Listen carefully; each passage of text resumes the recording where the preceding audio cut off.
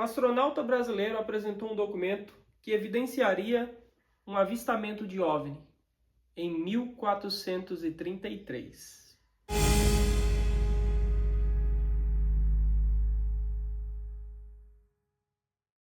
Olá, sejam todos bem-vindos. Eu sou o João e esse é o Operação Fogo no Céu.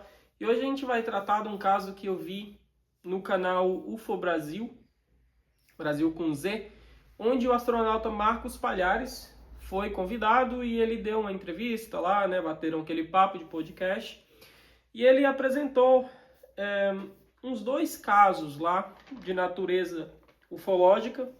E para ser muito sincero aqui, tá? O Marcos Palhares, ele falou no podcast. Eu estou trazendo esse caso aqui para vocês ufólogos, mas assim, como um curioso, porque ele não é especialista nessa área e tudo mais, né? Então isso aqui que eu vou apresentar não é nenhum ataque dirigido ao Marcos Palhares, até por causa da honestidade dele de dizer assim que ele não é nenhum especialista na área e tudo mais, é que ele trouxe mais isso para as pessoas que têm mais interesse nisso do que ele, né? Então ele descreve ali um documento, o Centone Epistolario, que a gente já vai falar mais sobre esse documento. Então eu trouxe aqui desde a criação um documento esse aqui é o documento. Esse aqui eu trouxe nesse esquema aqui que eu fiz, que nem do livro, você tira xerox. E nesse documento tem uma das cartas, descreve um avistamento um tanto quanto estranho. Ele lê lá no podcast, mas para evitar problemas de direitos autorais, eu vou ler a parte que nos interessa aqui. Eu fiz uma tradução, assim como o Marcos Palhares, né? Também fez uma tradução, utilizando provavelmente, sei lá, o tradutor ou método de IA, eu fiz com IA. É um documento do século XV, então o espanhol é um pouco diferente, e daí a tradução pode não ficar perfeita, mas abre aspas. Fora isso, nada há a narrar a vossa mercê, pois chegamos há pouco tempo. Apenas ao viajarmos na quarta-feira, dia 5 deste mês de janeiro, vimos de repente cruzar o céu, de um lado ao outro, uma grande chama de fogo amarelo, pois dentro tinha como uma raiz negra, e as extremidades eram mais esbranquiçadas que o centro. Despediu-se com um grande estrondo, e os cavalos e as mulas correram de pavor. Minha mula só parou ao topar com outras. E a gata tá bem louca aqui me atacando. Houve grandes discussões entre os que se fazem doutos e os que não têm letras. Sem nunca terem lido uma linha de Aristóteles, diziam que aquela luz estava lá no alto, como se pudessem dizer que acenderam o lampião dos fundos.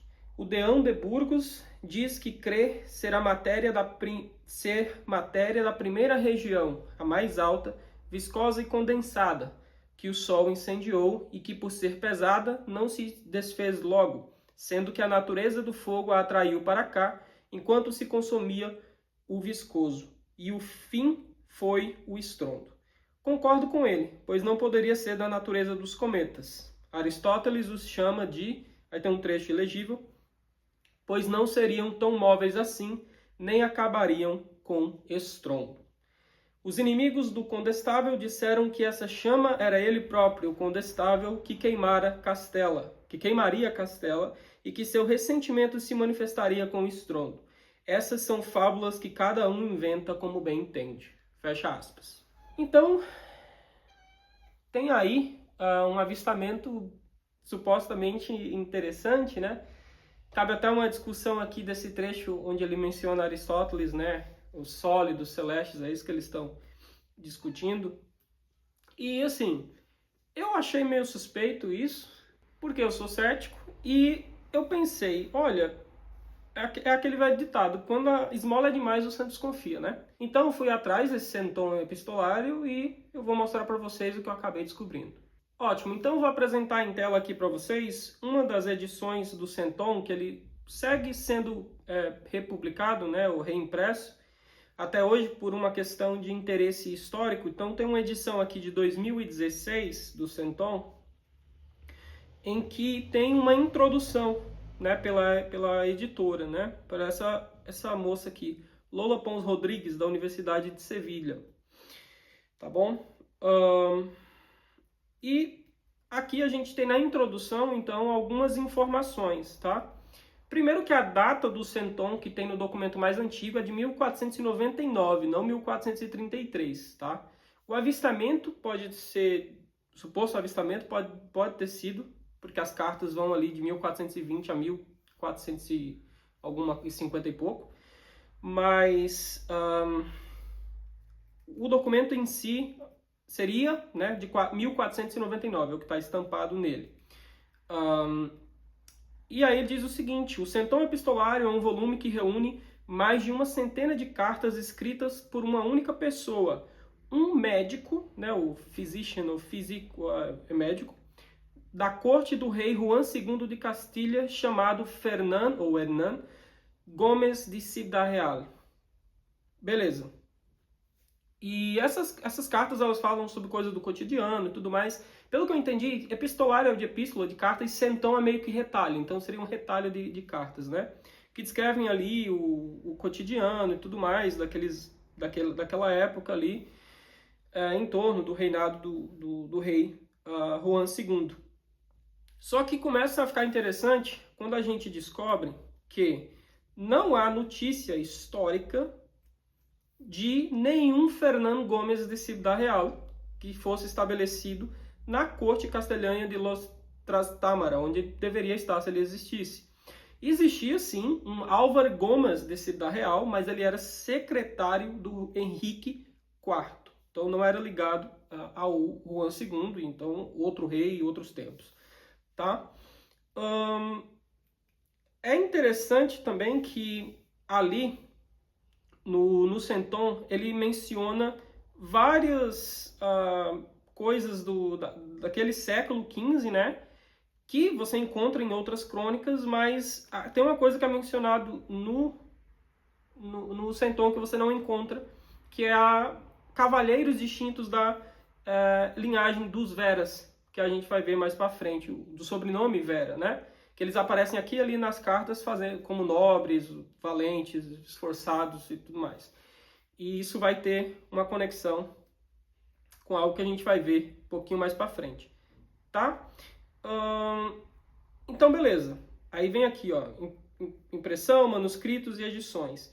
Então, a gente conhece o centon epistolário por por uma impressão com data de 1499 e que tem algumas informações ali, né, em sua capa. Nessa capa diz, por exemplo, que a gráfica não teria sido impresso, isso seria em nome desse Juan Rei, né, de Burgos. Mas o que se sabe é que não há notícia de nenhuma casa de impressão, nenhuma gráfica, vamos dizer assim, do final do século XV com o nome, né, de Juan Rei, ou atrelado a esse nome. Então isso já é bem estranho. E daí a edição aqui ele segue discutindo tudo mais sobre cópias do manuscrito. E aí vem a parte interessante, que é sobre a realidade do centon ou a veracidade do centon epistolário. E aqui aparece o nome do Conde de la Vera. Lembra da linhagem dos Vera? Então, desde que esse documento apareceu, basicamente, começou uma discussão sobre se ele era autêntico ou não, porque ele poderia ser uma falsificação, é isso mesmo, tá bom? Então, e isso tem toda uma literatura, toda uma discussão científica em torno disso, e é engraçado que já no começo ali, as edições elas já vinham com algumas coisas assim, dizendo, galera, isso aqui pode não ser tão real assim, pode haver interpolação, né, e tudo mais. Então, por exemplo, eu destaquei aqui a edição de 1775, contém páginas iniciais de advertência ao leitor, e aqui tem um trecho citado, e um ponto interessante é que ele diz aqui que não há memória dessas cartas e nem de seu autor nos escritores da sua época, nem do século seguinte, ou seja, nem no século XV nem no século XVI. Então não é mencionado o centon nem o seu autor durante esses séculos, o que é meio suspeito, que dá a indicar que talvez tenha sido produzido no século XVI, né? E já tem umas coisas ali interessantes. Ele adverte também que tem alguns deslizes no texto, mas sem, no entanto, duvidar que o texto ele é do século XV, essa edição de 1775. Ele fala que há problemas, mas ainda acredita que é do século XV e acha que o manuscrito com a data de 1499 é apócrifa e as menções aos Vera, né, da linhagem dos Vera, sejam falsas. Então, tenha sido interpolado. E para o editor dessa impressão, seria ali dos anos 1600, né? Mas a partir de uma cópia verdadeira. Então, teria sido uma interpolação, uma alteração de um texto que era verdadeiro. E daí tem-se toda uma discussão acadêmica sobre isso, né? Que eu descobri. Tem gente que defende a autenticidade ali no começo, né? No século 17, 18. Vamos falar que é autêntico, mas aí vai se encaminhando ali para o século XIX e já fica melhor estabelecido de que o Centon, na verdade, como tem aqui o Ticknor, na História da Literatura Espanhola, ele diz o seguinte: o livro é uma forgery, é tipo uma farsa, ou foi feito, né? O livro é uma farsa do começo ao fim. E tem um outro autor aqui, o Marcelino Mendes Pelayo, ele afirmou contundentemente: o Centon epistolário foi forjado no século XVII pelo Conde de la Roca ou por algum de seus protegidos. E em 1886, esse mesmo autor ele manda uma carta para o Rufino José Cuervo, uma coisa assim, que é um estudioso bem importante da literatura, e ele fala ali, né, que ele botou o dedo na ferida ali em uma das suas notas. Deixa eu até ver a tradução aqui que eu tenho melhor. Você colocou o dedo na ferida, demonstrando em uma de suas notas que o Centon, é uma colcha de retalhos de palavras e expressões distintas. Aí, em 1890, então, o Pedro Pidal publica um estudo monográfico sobre o Centon e atribuiu a Juan Antônio de Vera y Zuniga, Conde de la Roca, membro da corte de Felipe III e Felipe IV. Então, esse seria o verdadeiro autor do Centon, e não o Fernández Ciudad Real, que nem existe. E daí ele fala quem foi aqui o Juan Antônio Vera y Zuniga. Ele foi um nobre favorecido pelo Conde Duque de Olivares, que concediu diversas honrarias a ele e tudo mais. Fala um pouco aqui, mas é dito que o de mais interessante para essa história do Centon é que o perfil que realmente nos interessa é que ele era sabidamente um falsificador. Então, a Fernández Daza, ela, biógrafa desse autor, chega a afirmar que a dedicação de Juan Antônio de Vera ao mundo das falsificações ocupou a atividade intelectual do autor e foi parte constante em sua obra pública. Então, já era sabidamente um falsificador, digamos assim. Tá? O que mais acontece aqui? De fato, como Fernández Daza destaca, como Conde de la Roca conseguiu instalar uma tipografia clandestina em Veneza, com tipos importados da Alemanha, para criar uma maior sensação de raridade, e que, junto com seu tio, a utilizou para produzir livros fraudulentos, especialmente de natureza genealógica. E daí vem uma citação aqui: naquela estamperia veneziana, o Centon foi quase certamente impresso entre os anos de 1636 e 1640, e a Espanha o recebeu cheio de italianismos, né? Com italianismos, assim, coisas do idioma italiano que aparecem no espanhol, que isso vai ter um impacto, inclusive, em reconhecer o Centon como uma farsa, né? E daí vem toda uma discussão. Aí vem uma discussão sobre a legitimidade do Centon enquanto uma fonte histórica, né, e tudo mais. Mas, enfim, gente, o que se tem é que o Centon é uma farsa. Não é real, é com coisas fictícias ali. E é dito aqui, ó, em recriação, invenção e problemas na linguagem do Centon, a fonte principal do Centon epistolário foram essas crônicas de los Reyes de Castilla de Lorenzo Galíndez de Carvajal. Então ele teria se baseado muito nesse documento para escrever. A partir dela, o Conde de Lavera recria, inventa e traceia outras crônicas para compor sua própria versão da história e da língua de 1499. E essa autora, né, essa editora aqui que escreveu essa introdução para o Centon, de 2016, ela fala o seguinte, que ela já se ocupou em detalhe em pegar os deslizes linguísticos do Centon em um outro trabalho que estava no Prelo à época, em 2016, já deve ter sido publicado, mas há coisas flagrantemente equivocadas sobre a linguagem que é utilizada no Centon, que indicam que ele, na verdade, ele não é daquela época, de 1400 e tanto, mas é como um aristocrata do século XVII pensava que fosse, basicamente. Então ela lista aqui os diversos erros de inconsistências linguísticas que o autor do Centon não sabia, mas ele tentou ali, e que denunciam que o texto é muito mais recente do que o que ele diz ser.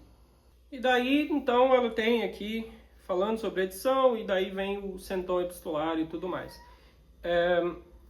Existem outros trabalhos, né?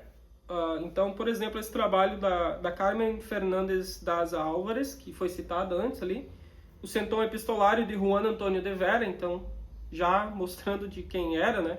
Não é do Ciudad Real, do suposto médico, porque ele não existe.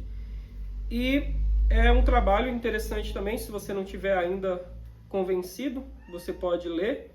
E aí aqui ela fala, por exemplo, que em outro lugar, que foi a tese de doutorado dela, de 93, ela já demonstrou por extenso a identidade de quem havia se fingido médico do Juan II e tudo mais. Então, faz toda a discussão de novo da autoria do Centon, e a gata tá louca.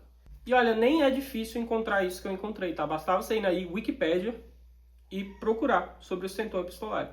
Então a página na Wikipédia mesmo já traz informações, ele já fala logo de cara, o Centon epistolário é uma coleção de epístolas compostas no século XVII por Juan Antônio de Vera, conde de La Roca, que as atribuiu a Fernando Gomes de Ciudad Real, ou Ciudad Real, um médico e poeta do século XV. Embora a linguagem falsa do século XV seja habilmente elaborada, já nos séculos XVIII e XIX suspeitava-se que se tratasse de uma coleção falsa, e nos séculos XIX e XX a falsificação foi finalmente descoberta. Daí ele conta toda a história de maneira resumida, tem até um trecho bem interessante aqui, né, que um desses estudiosos falam que não é necessário ter um grande conhecimento de edições antigas para estar convencido de que a obra, né, foi falsificada pelo menos 100 anos depois daquela colocada na capa. O papel, os tipos, tendo a data no frontispício, a paginação em vez da folheação, terminando os capítulos encurtando as linhas, formando um ponto, não encontrando o nome do impressor Juan del Rey em nenhuma obra do século XV, outra porção de circunstâncias indicam claramente que não foi impressa antes de 1600. Além disso, o texto demonstrava claramente traços de interesses genealógicos particulares de Juan Antônio de Vera, lembra da linhagem dos Veras lá que foi colocado ali no meio do Centon? Detalhes que alimentaram polêmicas em sua época, sua francofobia e seu antipapismo, encontrados em outras obras publicadas sob pseudônimos Zambecari, Vox Populi, etc. Gomes de Ciudad Real era apenas mais um pseudônimo, embora o personagem realmente existisse e parecesse que ele até escreveu alguns poemas de sucesso na corrente do cancioneiro lírico de sua época. Então é isso, pessoal. Quando a esmola for alta demais, sejam santos e desconfiem. Espero que vocês tenham gostado desse vídeo. Vejo vocês na próxima. Valeu. Tchau, tchau.